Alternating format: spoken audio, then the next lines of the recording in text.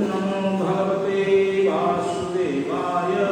ओम नमो भगवते वासुदेवाय। ओम नमो भगवते वासुदेवाय। ओम नमो भगवते वासुदेवाय। ओम नमो भगवते वासुदेवाय। ओम नमो भगवते वासुदेवाय। नारायणं नमस्कृत्य नारायणं नमस्कृत्य नरं चैव नरोत्तमं नरं चैव नरोत्तमं देवीं सरस्वतीं व्यासं देवीं सरस्वतीं व्यासं ततो जयमुदीरये। ततो जयमुदीरये। कृष्णाय वासुदेवाय कृष्णाय वासुदेवाय देवकीनन्दनाय च देवकीनन्दनाय च नन्दगोपकुमाराय नन्दगोपकुमाराय गोविन्दाय नमो नमः। गोविन्दाय नमो नमः।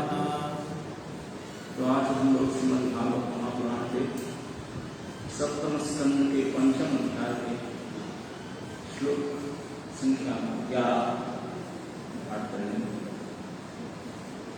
श्री प्रह्लादोवाच श्रीप्रह्लादोवाच वरः स्वश्चेत्य सद्ग्राहः पुंसां यन्मायया कृतः विमोहितधियान्द्रष्टु विमोहितधियान्द्रष्टा तस्मै भागवते नमः। श्री प्रह्लादोवाच वरः स्वश्चेत्य सद्ग्राहः पुंसां यन्मायया कृतः विमोहितधियान्द्रष्टा तस्मै भगवते नमः। तो ये चंद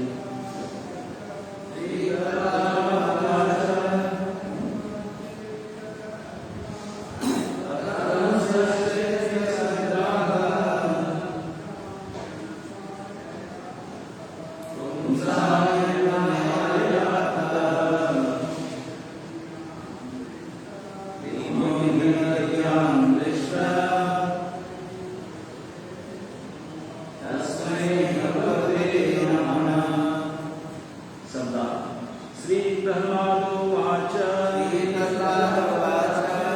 श्री प्रह्लाद महाराज ने उत्तर दिया। वरः शत्रु स्वः स्वजन या मित्र च हि इति इस प्रकार असद्ग्राहः जीवन की भौतिक अवधारणा पुंसां मनुष्यों की या जिसकी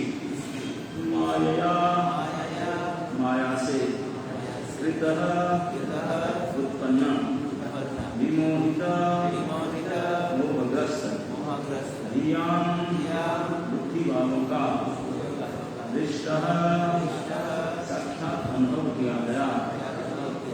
तस्मै उस भगवते श्री भगवान को नमः मेरा नमस्कार है। अनुवाद प्राप्त करें श्री भगवान जी का अनुवाद। प्रह्लाद महाराज ने उत्तर दिया, मैं उन दोनों पुरुषोत्तम भगवान को सादर नमस्कार करता हूँ जिनकी माया ने मनुष्यों की बुद्धि को मोहित कर मेरे मित्र तथा मेरे शत्रु ने विभेद उत्पन्न किया। वस्तुतः मुझको अब इसका वास्तविक अनुभव हो रहा है। यद्यपि मैंने पहले इसके विषय में प्रामाणिक स्रोतों से सुन ही रखा था। तात्पर्य जैसा कि भगवत गीता में कहा गया है, विद्या विनय संपन्ने ब्राह्मणे गविहस्तिने सुनी चैव सपाके च पंडिता समदर्शिनः विनीत साधु अपने असली ज्ञान के बल पर तथा विद्वान एवं भद्र ब्राह्मण, गाय, हाथी, कुत्ता तथा चंडा को समान दृष्टि से देखता है। जो पंडित है अर्थात जो वास्तव में विद्वान है, समदर्शी है, उन्नत भक्त जिन्हें प्रत्येक वस्तु का पूरा पूरा ज्ञान है, किसी भी प्राणी को मित्र या शत्रु के रूप में नहीं देखते, अपितु व्यापक दृष्टि होने से वे सबों को कृष्ण के अंश के रूप में दिखते हैं। जैसा कि चैतन्य महाप्रभु ने ऋषि की प्रिय स्वरूप हरे कृष्ण के दास, प्रत्येक जीव भगवान का अंश होने के कारण उनकी सेवा के निमित्त है। जिस तरह शरीर का प्रत्येक अंग पूरे शरीर की सेवा के लिए ही होता है। सारे जीव भगवान के दास के रूप में एक से हैं, लेकिन वैष्णव स्वाभाविक ही अपनी विनम्रता के कारण प्रत्येक अन्य जीव को प्रभु कहकर संबोधित करता है। यह अन्य दासों को इतना आगे चढ़ा देता है कि उसे उनसे बहुत कुछ सीखने को मिलता है। इस तरह वह भगवान के अन्य सभी भक्तों को प्रभु के रूप में स्वीकार करता है। यद्यपि प्रत्येक व्यक्ति भगवान का दास है, लेकिन अपनी विनम्रता के कारण वैष्णव दास दूसरे दास को अपना प्रभु या स्वामी मानता है। प्रभु का ज्ञान गुरु के ज्ञान से प्रारंभ होता है। जस्य प्रसादा भगवत प्रसादो जस्य प्रसदा प्रसादान नगति। गुरु की कृपा होने पर मनुष्य को कृष्ण का आशीर्वाद प्राप्त होता है। गुरु की कृपा बिना किसी भी तरह की प्रगति नहीं हो सकती। साक्षात हरित्वेन समस्त शास्त्रे युक्तस्तथा भाव्यत एव सद्भिः, किंतु प्रभुर्जय एव तस्य वंदे गुरु श्री चरणारविंदम। गुरु का उतना ही आदर किया जाना चाहिए जितना कि परम भगवान का किया जाता है, क्योंकि वह भगवान का परम विश्वस्त सेवक है। इसे समस्त शास्त्रों ने स्वीकार किया है और सारे विद्वान इसका पालन करते हैं। अतः मैं ऐसे गुरु के चरण कमलों को सादर प्रणाम करता हूँ, जो श्री हरि कृष्ण के प्रामाणिक प्रतिनिधि हैं। गुरु अर्थात ईश्वर का दास भगवान की अत्यंत प्रिय सेवा में लगे रहते हैं। इस सेवा से समस्त बद्ध जीवों को माया के चंगुल से मुक्त किया जाता है, जिसमें मनुष्य सोचता है यह व्यक्ति मेरा शत्रु है और यह मेरा मित्र है। वास्तव में पूर्ण पुरुषोत्तम भगवान ही समस्त जीवों के मित्र हैं और सारे जीव भगवान के नित्य दास हैं। एकत्व तो इसी ज्ञान से संभव है, न कि कृत्रिम विचार से कि हममें से प्रत्येक ईश्वर है या ईश्वर के तुल्य। असली ज्ञान तो यही है कि ईश्वर परम प्रभु है और हम सभी परमेश्वर के दास हैं। अतः हम सभी एक ही स्तर पर हैं। प्रहलाद महाराज को उनके गुरु नारद ने पहले ही यह शिक्षा दिया था, किंतु तो भी प्रहलाद को आश्चर्य हो रहा था कि किस तरह मोहग्रस्त जीव किसी को अपना मित्र और किसी को अपना शत्रु मानते हैं। जब तक मनुष्य द्वैत दर्शन से चिपका रहता है और किसी को मित्र तथा किसी को शत्रु मानता है, तब तक उसे माया के पास में समझना चाहिए। मायावादी दर्शन भी भ्रम में रहते हैं, क्योंकि वह समस्त जीवों को ईश्वर मानकर उन्हें एक समझते हैं। कोई भी व्यक्ति ईश्वर के तुल्य नहीं हो सकता। दास कभी भी प्रभु या स्वामी के तुल्य नहीं हो सकता। वैष्णव दर्शन के अनुसार स्वामी प्रभु एक है और दास भी एक है, लेकिन स्वामी तथा दास में मुक्त अवस्था में भी अंतर बना रहता है। बद्ध अवस्था में हम सोचते हैं कि कुछ प्राणी हमारे मित्र हैं और कुछ हमारे शत्रु हैं। इस तरह हम द्वैत भाव में बने रहते हैं, किंतु मुक्त अवस्था में ईश्वर प्रभु के रूप में और सारे जीव ईश्वर के दास के रूप में होते हैं। ओम अज्ञानम से ज्ञानम समापय चक्षुरुन्मीलितं येन तस्मै श्रीगुरवे नमः। श्री चैतन्य मनोभीष्टं स्थापितं येन भूतले स्वयं रूपकदामं ददातु शक्तिं। वन्दे अहं श्रीगुरो श्रीकमलकमलं श्रीगुरुं वैष्णवांश श्रीरूपं सकलकपटकलं रघुनाथं कान्तं श्रीयं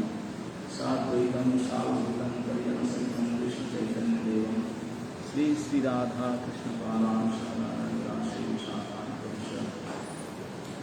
नमो विष्णुपादाय कृष्ण कृष्णाय भूतले श्रीमते भक्ति वेदांत स्वामी नामिने नमस्ते सरस्वती देवी गौरवानंदचारिणे निर्विशेष शून्यवादी अष्टविधारिणे जय श्री कृष्ण चैतन्य प्रभु ज्ञान श्री अद्वैतनाथ श्रीवासादि गौरभक्तवृंद हरे कृष्ण कृष्ण कृष्ण हरे हरे हरे राम राम राम हरे कृष्ण। तो सप्तम स्कंद के इस पंचम अध्याय में सप्तम आदम प्रहलाद महाराज के साथ उनके पिता हिरण्यकशिपु का व्यवहार वर्णन। तो कुछ दिन पहले प्रहलाद महाराज का उत्तर के बारे में कई दिन चर्चा हुआ था मेरे पास। आज ही प्रहलाद महाराज का उत्तर ही पहले प्रश्न उनके पिता पूछा था गुरु जी से क्या सीखा, मतलब उसको से क्या सीखा, गुरु जी नाम नहीं है। अब बताओ अब क्या हुआ। वो जो उत्तर दिया पिताजी तो उनको कुछ दोष नहीं किए, छोटे बच्चा मांग करके, लेकिन गुरु जी के ऊपर कंप्लेन भेज कंप्लेन कोई यूनिवर्सिटी में गवर्नमेंट डायरेक्ट चेक करके देखा कि बेटा उनका गड़बड़ है। तो हेवी कंप्लेन आया कि हमारा इंस्टीट्यूट में कोई बदमाश घुस करके दिमाग खराब करते हैं बच्चों की क्या शुरू उसकी राजकुमार तक बुद्धि खराब हो। तो ये हेवी कंप्लेन क्या इन्वेस्टिगेशन स्वयं डायरेक्टर प्रिंसिपल दोनों अधिकारी को करना चाहते हैं। प्रहलाद महाराज से लेकर पूछना तो बड़े कायदा से पूछने के बेटा हम तुम्हारे गुरु हैं टीचर हैं, सच बता दो बेटा ये तुम्हारा जो बुद्धि को खराब कर दिए, हम तो ज्यादा खराब कर दिया, तो ये बुद्धि है कौन आकर मुझे कराया ना अपना हुआ। हमारा तो स्कूल कॉलेज में सिलेबस में है नहीं, लाइब्रेरी में है नहीं से कोई पुस्तक, तो कौन कोई छतों में इसमें आकर मुझे कुछ कर गया। बाकी हम पूछ रहे हैं गुरु जी ने बहुत घोषणा करके जितने प्रकार से कोई स्टूडेंट से बात निकाला 10 साल 5 साल का लड़का है जिससे कोई पहला घोषणा करके उनसे बता देगा। तो उनको पूछ रहे हैं, उनसे जानना चाह रहे हैं कि बता दो प्लीज, सच बता दो और ये तुम्हारा बुद्धि खोटा बुद्धि कैसे आती कैसे इस बात में। तो हमें बार बार ऐसे पूछने पर प्रधान तो पहले चुप थे, लेकिन बार बार हमको गुरुदेव ने पूछे तो अभी आंसर करना शुरू कर रहे हैं। अभी ये 11 नंबर श्लोक से लेकर के 14 नंबर श्लोक के 4 श्लोक में प्रधान महाराज उत्तर देंगे। कोई बड़े गंभीर उत्तर है, साधारण कुछ को समझ नहीं पाएंगे, उनको बुद्धि नहीं समझ पाए, देवरा डायरेक्टर जाता है कभी नहीं समझ पाए हम कौन से कार्य को लोग नहीं समझ। लेकिन फिर भी तो जैसे प्रहलाद महाराज के उत्तर के ऊपर कई दिन बड़े बड़े रथियों के द्वारा चर्चा किया गया था, इस प्रकार प्रहलाद महाराज के उत्तर के ऊपर भी चर्चा होना चाहिए। सिलेक्टेड पर्सन जो इसको करके बोल सकते हैं उनको बोलना होना चाहिए। और तो प्रहलाद महाराज आंसर देते हैं, इनको उनके पिताजी ने अवसर को देते हैं साक्षात हम बोलो स्कूल में पढ़ा उनको प्रहलाद वाच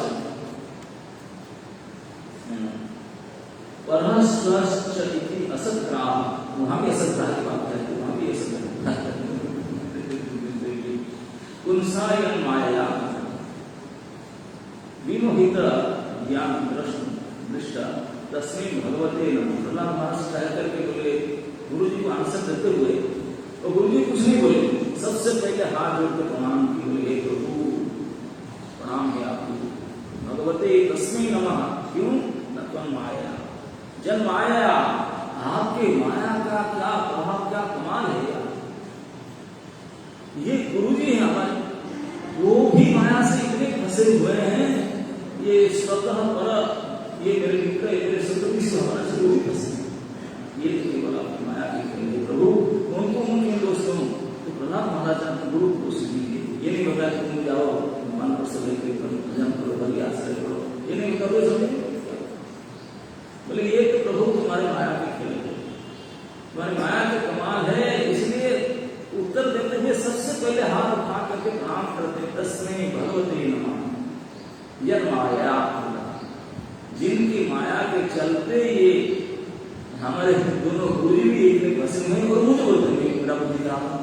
अरे बुद्धि खराब तो तुम्हारी है, तुम संसार में बसे हो, मुझे बोलते हैं तुम्हारा बुद्धि कैसे खराब, तो मेरा बुद्धि तो खराब है, मैं तो सही हूँ, गलती आप ही फंसे हो, मुझे बोलते हैं कि उसके लिए क्या करूँ, माया के फिर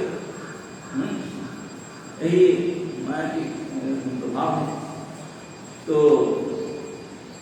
आगे चलकर उसका कारण बताएंगे और बता भी देंगे कि किस प्रकार मेरा बुद्धि इस प्रकार हुआ है, कारण बताएंगे, बड़े तात्विक ढंग से बताएंगे। तो यहाँ पर प्रहलाद महाराज ने अपने गुरु जी के प्रश्न को सुन करके उनके उत्तर में सबसे पहले भगवान की माया को और भगवान को प्रणाम करते, प्रभु धन्य है आप, धन्य है आपकी माया। अभी तक कौन, आगे चलकर कहेंगे, कौन आपके माया को पालने का पार आया है। बड़े बड़े देवता, बड़े बड़े दिग्गज विद्वान, तपस्वी सब माया के पीछे, माया से बचने का केवल एक ही उपाय है, मायापति स्वयं आप अगर कुछ करें, माया को डांट दे, तुम छुड़ा छूट सकता है, माया में दे। जो भगवान की माया से बचना चाहते हैं भगवान की समान। तो भगवान की माया, यद्यपि प्रभुपाद जी ने उसमें सीधा सीधा शुरुआत करते हैं कि कैसे भेद बुद्धि होता है लोगों का, द्वैत बुद्धि। अलग अलग प्रभुपाद गीता से श्लोक लेते हैं कि जो पंडित होते हैं, समझदार व्यक्ति, वो समदर्शन करते हैं, विद्या विज्ञान संपन्न ब्राह्मण समदर्शी, जो समदर्शी होते हैं। लेकिन समदर्शी का मतलब नहीं है कि कुत्ता और चंडाल को भी कटोरा लाकर घुसा देंगे तो पंडित को क्योंकि आगे समान ब्राह्मण और आप समान है ना, नहीं ऐसा नहीं करेंगे कि हाथी को लाकर घुसा देंगे, ऐसे नहीं करेंगे। वो वही रूप से समान नहीं देख सकते, भगवान की उपस्थिति सब में है, हम इसी रूप में देख सकते, समदर्शी नहीं करते। लेकिन जिनको भगवत अनुभव नहीं, और उन्हें कहते हैं कि वैष्णव कैसे नम्र होता है, यद्यपि समान सभी हैं, भगवान के दास के रूप में यही निश्चित सत्य है। समदर्शन का वास्तविक सिद्धांत है एकल ईश्वर कृष्ण आर सर्वभृत्य, एक मालिक है कृष्ण और हम सब उनके सर्वनाम। अब इस भौतिक जगत में सर्वनाम का कई ग्रेड होता है, कोई हाई ग्रेड सर्वनाम, कोई लो ग्रेड सर्वनाम, कोई कम पेमेंट में, कोई हाई पेमेंट में, कोई बड़े पोस्ट में, कोई छोटे पोस्ट में उनको माना जाता है। लेकिन भगवान आपसी रूप उनके पास ऐसे नहीं, भगवान के पास छोटे से छोटे, निम्न से निम्न सेवक भी इतने ही महत्वपूर्ण है जो बड़े से बड़ा सेवक। तो हमारे जैसे भगवान सबके लिए समान है। तो जितने भी इस संसार में है, भगवान को छोड़ करके संसार क्या हो, दुनिया संसार में भगवान को छोड़ करके इहलोक परलोक जो लोग भी जो कुछ है सब भगवान के दास दासी हैं, इसका कुछ नहीं, इसके सब समान है। दो ही केवल अंतर है, एक प्रभु और एक दास, बस यही दोनों ही स्थिति होनी चाहिए। तो इस प्रकार से सब प्राणी आपको समदर्शन करना चाहिए, भाई हम समान है, तू भी सेवक मैं भी सेवक, तू भी छठा मूवमेंट से फ्रंट मैं भी छठा है ना, उसमें क्या है। तो इस प्रकार यही वास्तविक यूनिफिकेशन है, एकत्व है। लेकिन फिर भी जो वैष्णव भक्त होते हैं अपने स्वाभाविक दैन्यता के कारण दूसरे को प्रभु करके माने, तो फ्रेंड में नहीं माने। आप कोई सर्विस स्टाफ में जिसे आपस में बात करते हैं, हाय हेलो भाई साहब जैसे करते हैं, ये समानता इस प्रकार नहीं, वैष्णव का स्वतः दैन्यता होता है। तो एक सेवक दूसरे सेवक को बहुत प्रभु करके मानता है और उनसे बहुत कुछ सिखा जा सकता है, ये दैन्यता बता सकता है। और इस प्रकार की प्रभु का ज्ञान वास्तविक गुरु की कृपा से शुरू होता है। प्रभुपाद जी कहते हैं जिनको गुरु कृपा हुआ है वो इस प्रकार भगवान और भगवान के दासत्व को किस प्रकार से ग्रहण करना चाहिए वही समझ सकते हैं, जिससे प्रसाद। तो इसमें यद्यपि घटनास्थल ऐसे है घटनास्थल ऐसे है कि प्रहलाद महाराज अपने गुरुदेव को बता रहे हैं पृथ्वी पर, लेकिन इस श्लोक में विशेष करके प्रहलाद महाराज को बहुत बल दे करके प्रणाम करते हुए भगवान की माया को हे प्रभु आप मायापति हैं, आपकी माया का क्या खेल है। ये माया के प्रभाव से आकर के बुद्धि और मनोवृत्ति करते हैं कि मैं हूं, बोलते मैं तो पहले सुना, बोले गुरु जी मैंने बता कि मैं सुन रखा था कि माया का ऐसी अचंबा खेल, लेकिन आज दृष्ट मैं तो देख रहा हूं सामने, ये मेरे गुरु प्रिंसिपल है, वो भी इसी तरह से मेरे ऊपर दोषारोपण करते हैं, खुद कैसे कोई रहा एक संख्या कभी देख रहा हूं तो मैं आपको कहा, तो इसलिए एक प्रभु आपको कहा। तो यहाँ पर सही माने में चिंतन किया जाए, प्रहलाद महाराज जी भगवान की माया को ही मुख्य मान करके, उन्हीं को सम्मान करके, जब स्व पर भिन्नता दृष्टि, ये सब माया के ही प्रभाव है और कुछ नहीं, और किसी दोष नहीं दूंगा एक बात है। तो अभी हम इस माया के ऊपर चर्चा करेंगे, जो थोड़ी कुछ समय बचा है उसको समझेंगे। ये माया कितने महत्वपूर्ण है हम लोग के लिए। हम लोग सारी दुनिया में क्यों गड़बड़ किया, माया में सारा माया मोहित या माया मोहित की बात कर रहा है, मोहित किया माया में निर्मित हो गया, बात पता गया माया में फंसे हैं, माया माया माया समझ के कोई जानते हैं माया है क्या? माया साधारण बात नहीं, माया का आइडेंटिफिकेशन, उसका आइडेंटिटी देखो तो सीधा माया का अपना कुछ नहीं, भगवत माया। यहाँ भी प्रहलाद महाराज जी भगवान को प्रणाम करते हैं, भगवान स्वयं कहते हैं मम माया, ये माया मेरी है, वो किसी का नहीं है। माया तो जड़ है, कोई जड़ शक्ति है, माइक्रोफोन है जड़, उसकी कोई गाली देने काम में भाई कनेक्शन नहीं, तो वो गाली देने की बात नहीं। तो माया के दोषने से क्या फायदा? माया का जड़ शक्ति है, एक्टिवेट हो रहा है भगवत शक्ति से, इसलिए भगवान कहते तो मम माया, ये और कोई आपने कुछ नहीं तो मेरी है, मेरा भाव है। इसलिए माया को पार पाने वाले कोई बड़े बड़े ऋषि देव महादेव कोई माइक्रोलावंत हो नहीं, कोई हुई या हुआ नहीं तो हो नहीं सकता, क्योंकि ये भगवान की अपनी शक्ति है। भगवान बोलते मम माया, इसीलिए बताया कोई उसको व्यापी करना चाहता है तो केवल एक ही उपाय, नाम वही माया, मेरे शरण में आए, मैं उसका करता तब नहीं तो कोई उपाय नहीं।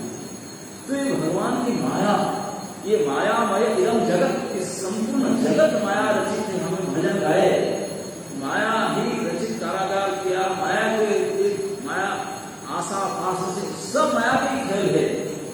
तो प्रभु आपकी इच्छा से सारे देवी देवता जन्म मृत्यु समृद्धि निवाद सब कुछ हो रहा है, और माया सब चल रहा है। भाई जीवा की माया है। माया क्या है?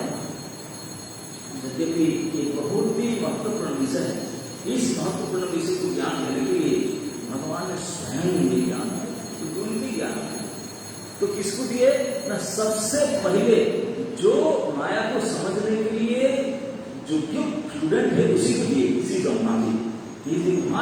सबसे प्रथम जीव ब्रह्मा, भगवान की आत्मा ही पुत्र है, तो उनको सिखाए भगवान ने। जब उनको ही विश्व की भागवत बोले तो उसको बोले ये ब्रह्मा जी आपको मैं सिखा रहा हूँ, बहुत गुरुत्वपूर्ण सिखा क्या न मैं ही परमार्थ भूत वस्तु हूं। अगर वास्तविक अर्थ है, अर्थ में परम अर्थ है तो मैं ही हूं, मेरे अलावा कोई कुछ है ही नहीं।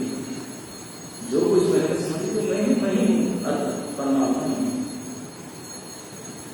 और मैं आपको मेरे माया के बारे में बताना चाहता हूं, अटेंटिव कीजिए कि आप सुनिए। सबसे पहले भगवान ब्रह्मा जी को ज्ञान देते हैं अपनी माया है। माया मुक्ति की ज्ञान मुझे नहीं पता, बोले नहीं वो तो बात है, तो इसी को समझो भ्रम क्या है, नहीं तो भ्रम से निकालोगे जो इसको नहीं जानते किसी। तो इसलिए सबसे पहले जो भगवान को ज्ञान, ब्रह्मा जी को भगवान को ज्ञान देते हुए तो माया की ज्ञान से, तो माया का ज्ञान ब्रह्मा जी को समझाकर भगवान कहते हैं क्या माया कहने से बता रीते अर्थ जब प्रत्येक न प्रत्येक आत्मनि तद विद्या आत्मनो माया जथा भास जथा बड़ी क्लियर कट भगवान ने श्री प्रणम शब्दी माया क्या है दो उदाहरण के साथ बता पहले लाइन में श्लोक में भगवान ने माया की दो लक्षण बताए दो लक्षण माया के बताए सबसे पहले लक्षण बताते हैं कि ब्रह्मा तुम मेरे माया को जान ये मेरे दो लक्षण वाली माया है तो कैसा है हृदय अर्थ जब प्रतीक हृदय मतलब बिना जिसके व्यतिरेक भगवान बोलते हैं मेरे बिना मेरे व्यतिरेक में जिसका प्रतीति होता है मतलब भगवान के प्रतीति न होने पर जिसकी प्रतीति होता है या भगवान के प्रतीति होने पर जिसका प्रतीति हो नहीं सकता एक विद्य अर्थ जब प्रत्येक मतलब भगवान की प्रतीति जहां होता है वहां माया हो नहीं सकता ना भगवान ना होने से माया हो सकता उनके एब्सेंस में तो फिर किसी बोलते कि जहां मैं रहता हूं वहां माया नहीं आ सकता ओ मेरे दूर बाहर मेरे से अलग जो इसलिए बहिर्मुख माया एक्सटर्नल एनर्जी कहा जाता है पास भटक नहीं सकता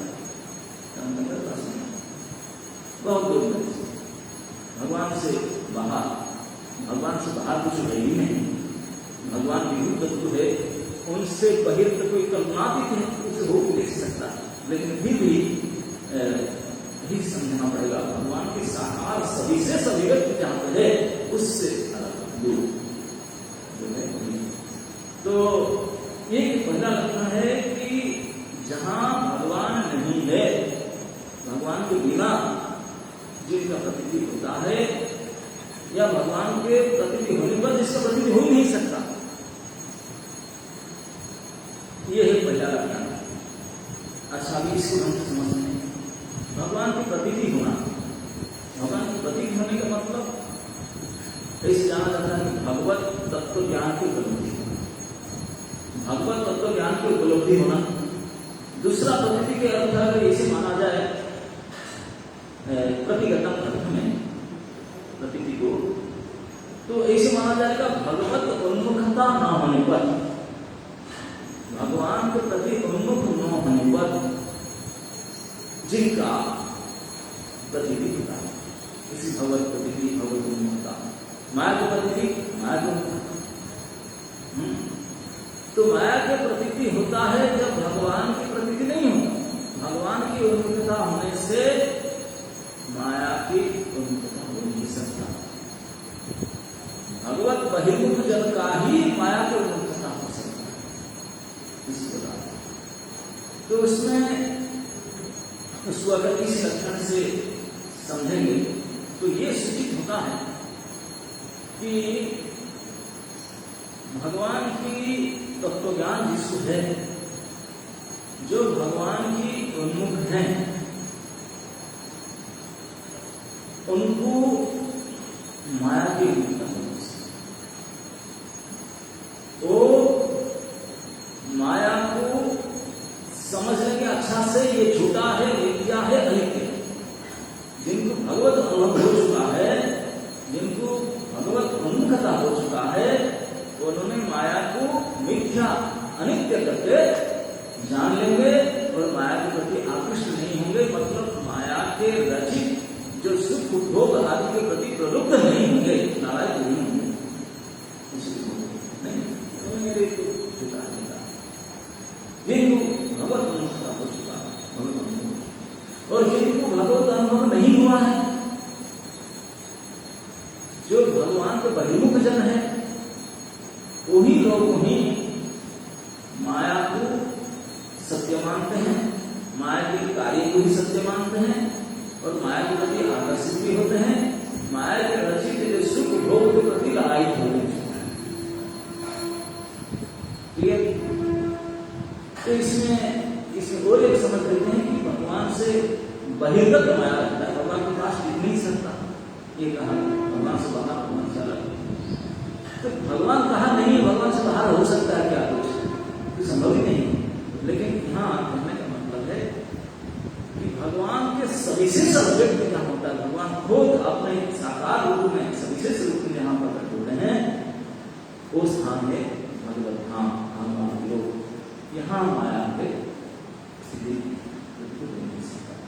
उनसे बहुत दूर इस भौतिक ब्रह्मांड में माया का संसार, इसलिए माया में जगत कहा गया, इससे दूर यहाँ उसे वहां का संबंधित, इसलिए पहले एक्सटर्नल एनर्जी कहा माया। अब ये पहला लक्षण समझ में आ गया। द्वितीय अर्थ जब प्रतीय, मेरे बिना जिसका प्रतीति होगा। अब माया के दूसरे लक्षण भगवान बताते हैं, न प्रतीयत आत्मनिचा, बोलते हैं कि मेरे बिना तो वो दिखाई नहीं पड़ता, वो उनका दिखा हो नहीं सकता, लेकिन वो आप में आप भी प्रकट नहीं हो सकता। न प्रतीयत आत्मनि च, वो भी नहीं, वो अपने आप मेरे बिना तो जिनका दिखता है वो माया है, तो मैं जब हूं तो माया नहीं हो सकता, तो मेरे बिना भी माया हो नहीं सकता। अपने आप माया अपने आप को प्रकट नहीं हो सकता।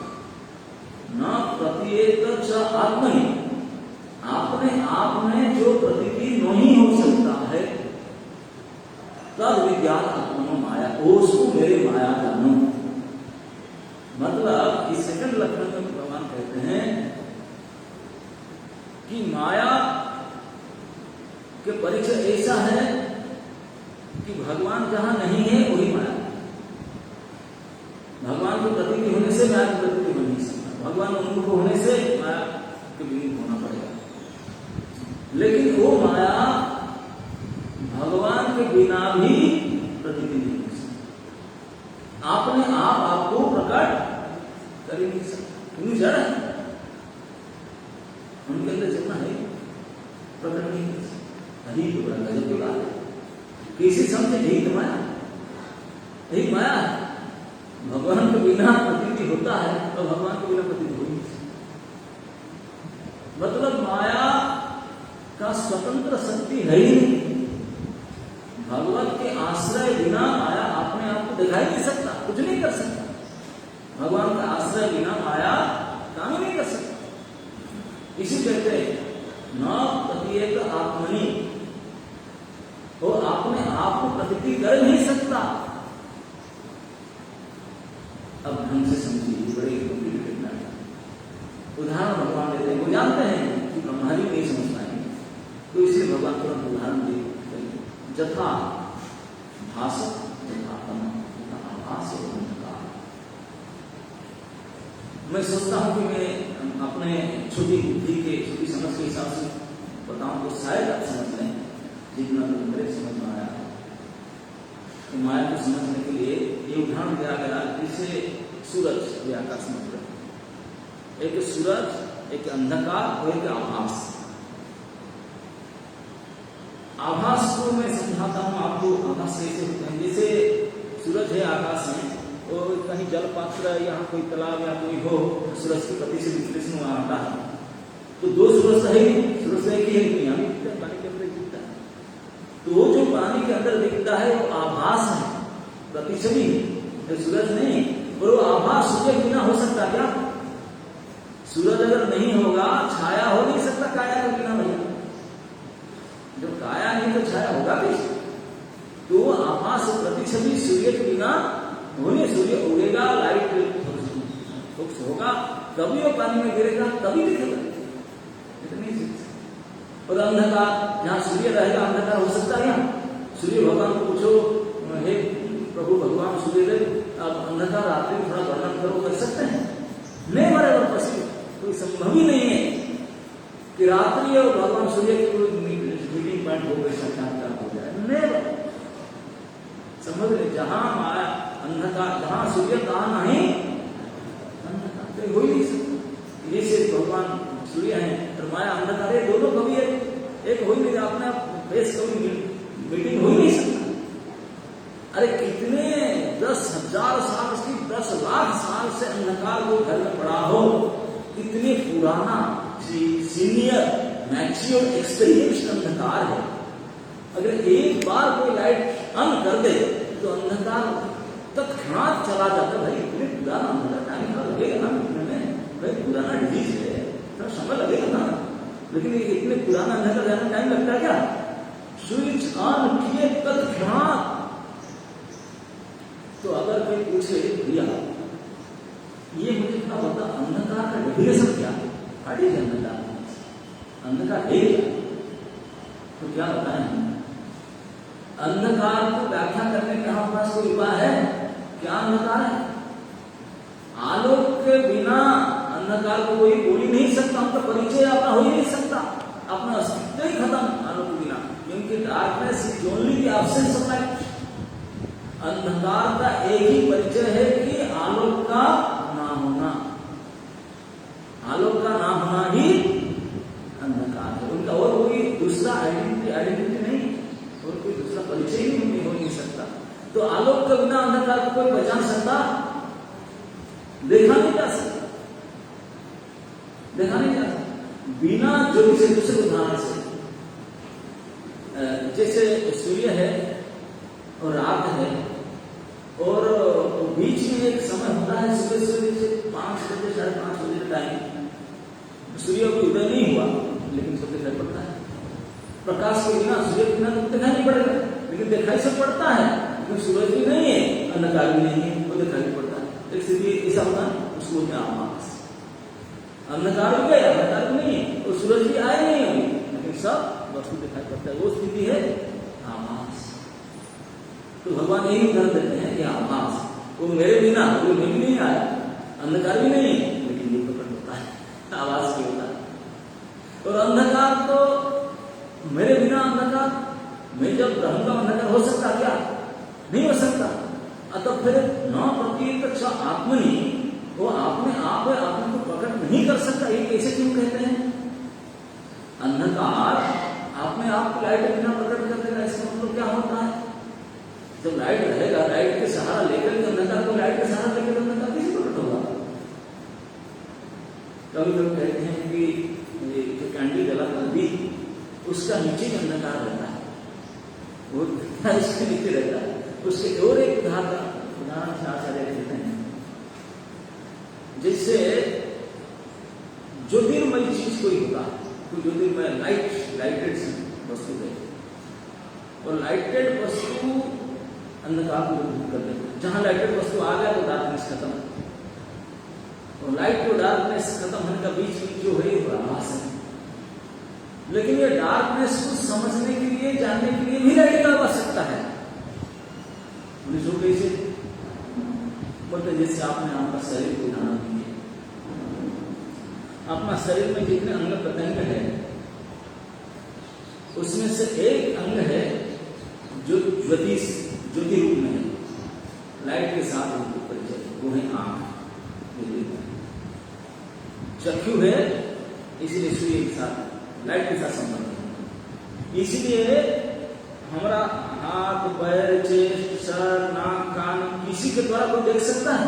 क्योंकि लाइट नहीं, ज्योति नहीं, किसी के समझना, ये सब अंधकार वस्तु, वो देख नहीं सकते हैं। देखने का क्षमता नहीं, देखने का क्षमता केवल ज्योति या चक्षु, चक्षु में ज्योति। तो चक्षु के द्वारा हमारे शरीर के सारे अंगों को हम देख सकते हैं, बाकी कोई अंग के द्वारा कोई अंग को देखा नहीं जा सकता। ठीक इसी प्रकार बिना ज्योति के, बिना आंख के अंधकार को भी नहीं देखा जा सकता, जाना नहीं जा सकता। इस प्रकार से कि अंधकार को जानने के लिए लाइट को ही सहारा चाहिए, क्योंकि लाइट के बिना आश्रय में अंधकार का आपने आईडी नहीं हो सकता, अपना अस्तित्व ही नहीं, प्रकाश कर नहीं सकता, जाहिर नहीं कर सकता ज्योति के बिना। और ज्योति के बिना ही संभव हो सकता, कि ज्योति अगर होगा तो फिर अंधकार हो ही नहीं सकता। मैंने राइट टू अंडरस्टैंड, ज्योति के बिना अंधकार हो सकता है, ज्योति उपस्थिति होने से अंधकार कतई संभव नहीं है। लेकिन वो अंधकार को जानने के लिए ज्योति की सहारा चाहिए, ज्योति के आश्रय के बिना अंधकार भी अंधकार को प्रकट नहीं कर सकता। इसी को भगवान बोलते हैं ये मेरे माया। इसी के ऊपर हमारे आचार्य लोग ने ग्रंथ पर ग्रंथ लिखे हैं, लंबी लंबी व्याख्या के माया को समझने के लिए। इतने सूक्ष्म कि भगवान की ऐसी एक शक्ति है, भगवान की जितनी और शक्तियां हैं, इसमें ये शक्ति एक विशेष शक्ति है, माया शक्ति। एक आचार्य तो कहते हैं कि माया से कभी छुटकारा कोई हो ही नहीं सकता। बोले भगवत उन्मुखता हो गए, भगवत उपलब्धि, भगवत तत्व उपलब्धि हो गया तो माया से, बोले ना, बोले माया के दूसरे भेद हो गए। बोले माया डबल भेद है, एक योग माया, एक महामाया। बोले भगवान की बहिर्मुखता से महामाया हावी हो गया, भगवत उन्मुखता से भगवत तत्व ज्ञान होने से योग माया, वो माया पड़ेगा भाई, वो योग करा देगा भगवान के साथ। एक माया भगवान से योग कराता है, एक माया भगवान से योग कराता है। बोले माया से कोई छूटने का संभव ही नहीं है, भगवान की इसी शक्ति है, माया शक्ति। तो प्रहलाद महाराज यहाँ माया शक्ति की प्रणाम करते हैं, बोलते धन्य है प्रभु, धन्य है आपकी माया। इस माया के चक्कर में ये इतने बड़े बड़े समझदार गुरु लोग भी स्वयं फंसे हुए हैं स्वपरबुद्धि से, ये मेरा, ये दूसरा, और केवल ये दोनों ने पूरा संसार भगवान को बेटा खुल कर बता दिए। इच्छा द्वेष समुत्थेन द्वंद्व मोहेन भारत, समोहन सर्वभूतानां सर्वजाति परंतु, इसी के सम्मोहित होकर के, इच्छा और द्वेष से सम्यक ऊपर मोहित होकर के, उम्मीद होकर के ये सृष्टि होता है बार बार, केवल इसी की मोह के चक्कर, इसी माया के चक्कर। क्या चक्कर? न इच्छा हो द्वेष, ये मेरा, ये दूसरा, एक इच्छा द्वेष, इसी से मुक्ति होता है संसार, उसी से द्वंद्व और इसी से मोह।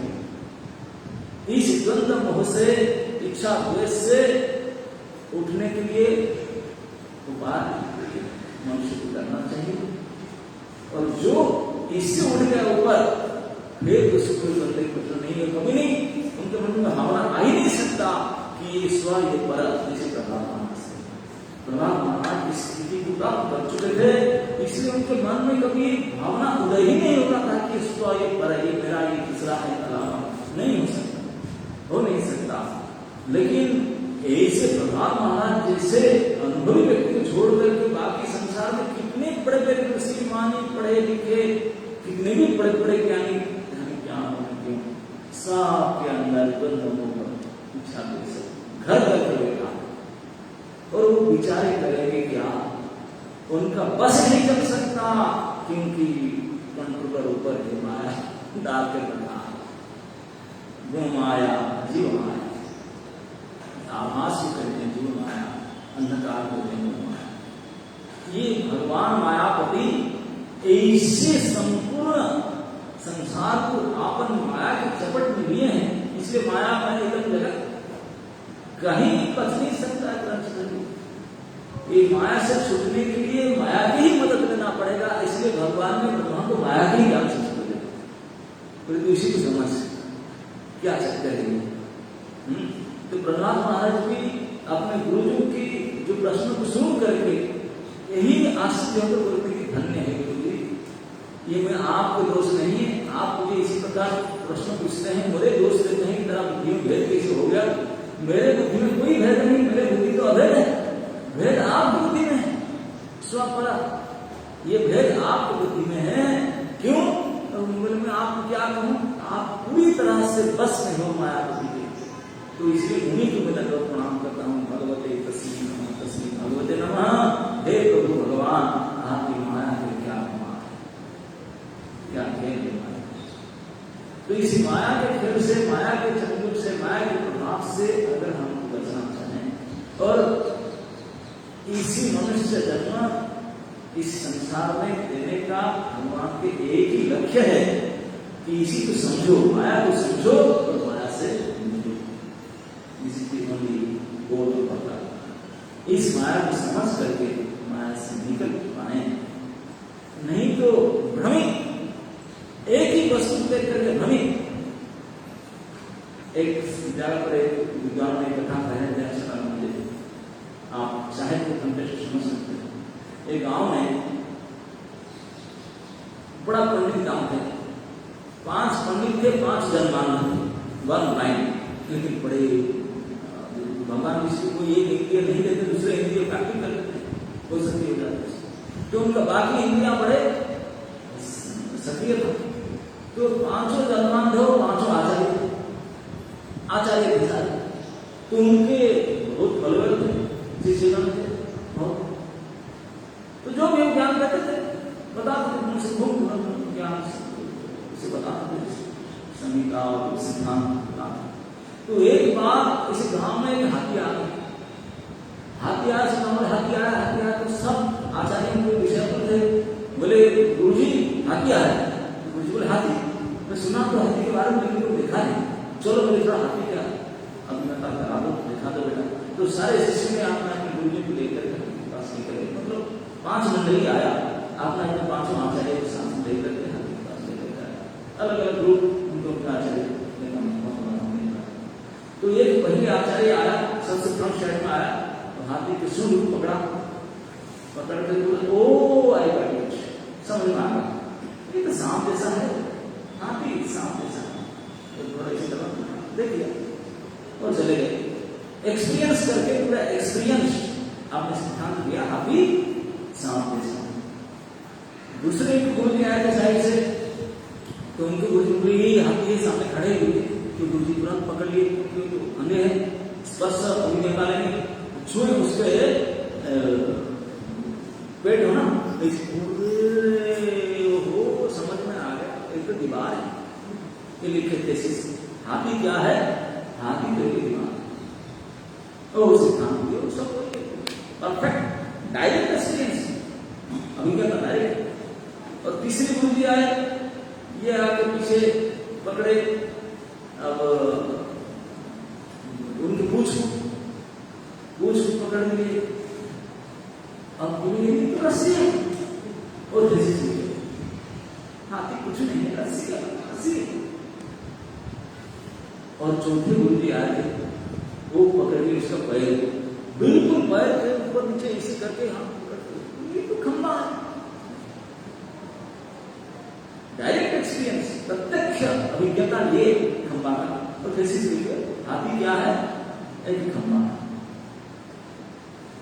और एक आचार्य थे, वो दृष्टि वाले थे, वो हाथी को देखे, वो देखे कि हाथी किसी भी खाते से, हाँ आप और हम देखेंगे, आने वाले देखेंगे। तो ये 5 स्टेटमेंट अलग अलग हो गया, वो 5 जन हाथी को देखे, ऐसा नहीं भूल कहेंगे, नहीं, वो गए थे, हाथी के पास भी गए थे, वो हाथी को डायरेक्ट एक्सपीरियंस किए, पकड़ करके, छू करके, अनुभव करके फिर लिख रहे हैं, ऐसा नहीं कि आपने कंस्ट्रक्शन किए ना, बाकायदा गए थे, हाथी के पास जा करके हाथी को पकड़े, अनुभव किए, तब अनुभव व्यक्त किए। तो उनके जो अनुभव सवाल करके, हाथी एक सांप है, हाथी एक दीवार है, हाथी एक खंबा है, हाथी एक रस्सी है, हाथी एक हाथी। अब किसको कोई तो गलत बोल नहीं रहा, और उनके भले लोग सब उनके सिद्धांत को खूब बढ़ावा करें। तो इसी प्रकार भेदभाव है, सभी हाथी के अंग है, ये सूंड है, पूंछ है, पेट है या पैर है, सारे हाथी का ही है, हाथी इसका अलग कुछ नहीं है, इस सबको मिलाने में हाथी है। तो ये चारों सिद्धांत मिला दे, रस्सी, खंबा, दीवार और सांप को मिलाने से हाथी हो जाती है, नहीं, ये ऐसे माया है। वो सारे सत्यवाद को, चारों सत्य को मिलाने पर भी हाथी के प्रतीति नहीं हो सकता, और हाथी के प्रतीति भी ऐसे अलग करके भी नहीं समझ सकते हैं। हाथी के प्रतीति तो केवल शांत वाले की दृष्टि से देखना, बाकी सबका संबंध नहीं। जिनको डायरेक्ट भगवत की कृपा से भगवत अनुभूति हुआ है, बाकी किसी माध्यम से नहीं, केवल भगवत कृपा या भगवत जन की कृपा को भगवत कृपा माना जाता है। भगवत कृपा हमेशा भगवत जन के अनुगामी, सीधा भगवान को नहीं। तो भगवत जन की कृपा, इसलिए गुरु कृपा से कहते हैं शुरुआत होता है कि ज्ञान गुरु कृपा जैसे प्रसाद प्रसाद, इससे भगवान की भक्त की कृपा से ही उपलब्ध भगवत ज्ञान को अगर हम अनुभव करके और उनको अनुभव करके भगवान भजन करे, भगवान कृपा करे, अनुभव जीवन में कर्म हो जाए, केवल सुन करके नहीं हो जाए, लिख देने से नहीं हो जाए, बोल देने से नहीं हो जाए ना। इसीलिए तो सिद्धांत में उपनिषद में कहा है क्या ना ही नाय मात्रा प्रवचने में लभ्य ना मेघसा ना बहुमें सुते, वो तो विकुणते अनुसार वो जीव को होगा, वो खुद सुनकर तुम देंगे, वो मारे स्वयं माया कोई जीव को बोलेगा कि तुम ये लो तो वही उनका होगा, बाकी किसने हाथ में पीट पाट लो, खूब सो याद कर लो, खूब कुछ करो, कुछ नहीं ना। तो प्रेरणा मेघसा ना कुछ ना प्रवचन ना, ये तो वो ही खुद सिलेक्ट करके उनको देंगे, तब होगा, तब वो माया से पार पाएगा। एक प्रहलाद तो भगवान कृष्ण ने चुन चुके हैं, अपना बना चुके हैं, इसीलिए उनके डायरेक्ट अभी करता है और अनुभव हो रहा है। ये क्या मुझे भी उतने बुद्धि में भेद, ये बुद्धि में भेद तो तुम्हारा है, सारे संसार का सबका है, केवल अभेद बुद्धि वाले वही हैं जिनको भगवान की माया से कार्य हो चुके हैं, जिनको भगवान की उन्मुखता, भगवान तत्व ज्ञान का वास्तविक उपलब्धि भगवत कृपा से ही हुआ, भगवान ने खुद कराया इसको, वही केवल अभेद बुद्धि वाले होंगे, बाकी सारे एक्स्ट्रा पर फंसेंगे। जैसे कभी कभी मायावादी लोग बोलते हैं कि नहीं ये सारे ईश्वर है, नारायण सब नारायण है, फंसे हैं माया से, सब भगवान हो जाएंगे। बोले इस प्रकार के एकत्व ये मूर्खत्व है, ऐसा नहीं, कभी भी दास कभी प्रभु हो नहीं सकता, कभी जीव कभी ईश्वर हो ही नहीं सकता, ये दो सत्ता हमेशा नित्य सत्य है। तो फिर एकत्व कैसे है ना, केवल ईश्वर को छोड़ करके ईश्वर के अलावा जावतीय तत्व, जावतीय वस्तु सब दासत्व के चित्र में बंधे हुए, इसलिए इस प्रकार हरे कृष्ण।